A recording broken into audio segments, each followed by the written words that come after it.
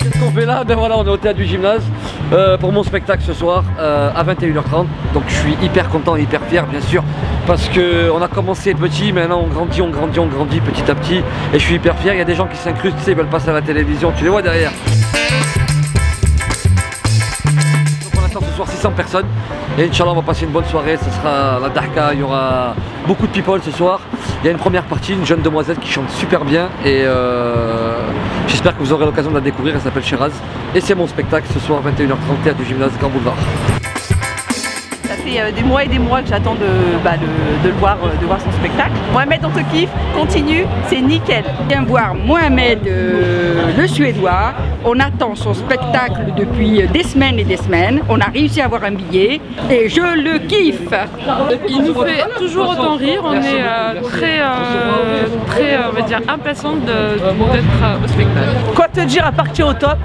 De Marseille à Paris, on te suit, reste comme tu es. On te soutient, on est là.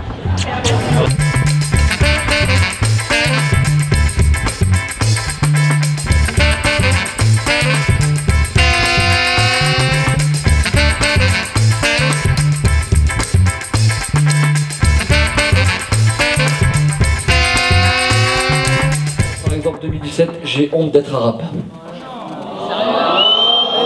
Je rêve d'être noir moi aujourd'hui.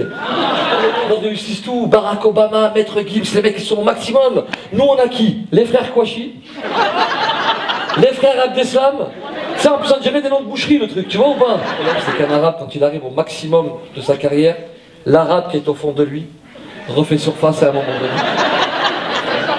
Zinedine Zidane, 1998, sur les Champs-Élysées, il avait écrit Zidane président. En 2006, le cabine qui est au fond de lui. Et tu vois sur la vidéo qu'il peut plus, tu vois? Et c'est sorti direct. On a tous été en primaire, on a tous passé par l'école primaire. Les hommes politiques, ils ont fait l'ENA et ils n'arrivent pas à passer les primaires. Il n'y a que les plus intelligents qui ont compris ce soir là-bas. Après, dans les Arabes qui nous ont représentés, vous avez Cheb Khaled. Il finit un concert au Zénith, il rentre chez lui, il tabasse sa femme. Mais en même temps, il lui dit à Aïcha, écoute-moi, elle n'écoute pas aussi. Elle est passée à côté de moi sans un regard. Il n'y a pas de crédit à la banque en Chine. Et moi, je cherchais à savoir pourquoi. Et donc, j'ai parlé avec un Chinois, je lui ai dit, pourquoi vous ne faites pas de crédit? Ben, il me dit, prête 50 € à quelqu'un, essaie de le retrouver après. Tous la même ganache. Ah, Saïda, il y a des bonnes nouvelles, tu vois ou pas? Il y a le mari qui arrive, hein? Il arrive du bled. Tu veux le bled? Pourquoi pas? Mais quand on est dans ta situation, on refuse rien. Même s'il vient pieds nus, tu le prends celui-là. Tu es en train de remonter dans la Ligue 1 là. Tu étais en bas, tu jouais même plus.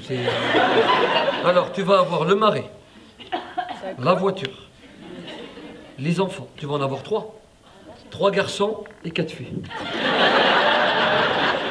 Et la maison, tu veux déménager. Je vois le déménagement là. Je vois le bateau pour le bled.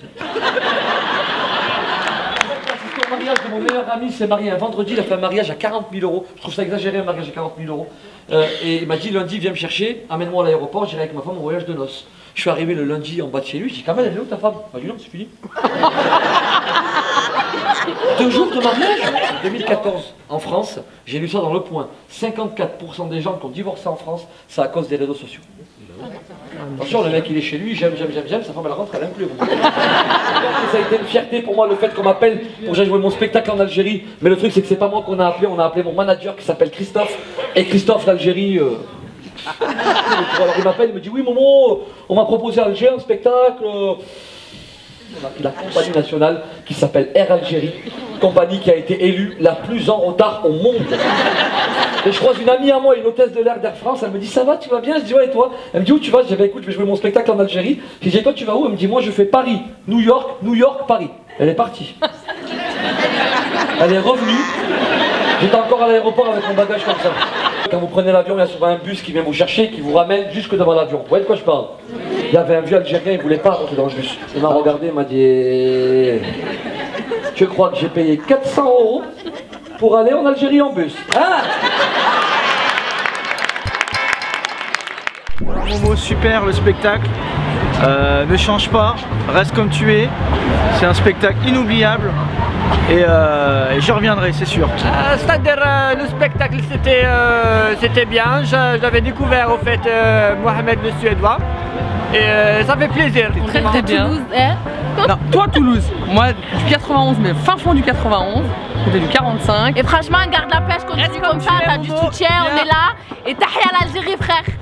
Voilà, moi je connaissais pas du tout, en tout cas j'ai bien kiffé. Bon humour, bonne comédie. Une petite dédicace avec la Chumma. Il est juste phénoménal.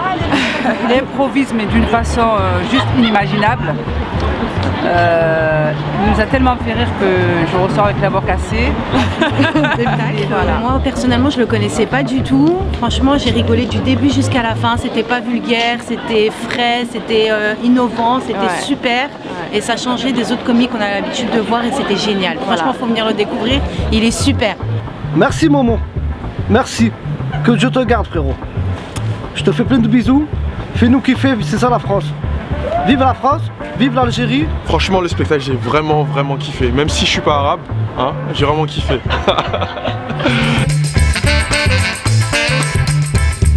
Énorme ce soir, un public mais vraiment à la hauteur, plus que ce que j'attendais. C'était juste magique, j'ai vécu 1h30, j'avais des frissons tout le long, ils m'ont donné du bonheur, j'espère que je leur en ai donné aussi, et puis Inch'Allah j'espère que l'aventure va continuer encore et encore, et que des grandes salles à venir, et j'espère que j'aurai toute ma vie un public comme j'ai eu ce soir. Je vous kiffe, je vous embrasse et merci d'être venus. Et là je m'adresse à toutes les personnes qui viendront au futur spectacle Inch'Allah.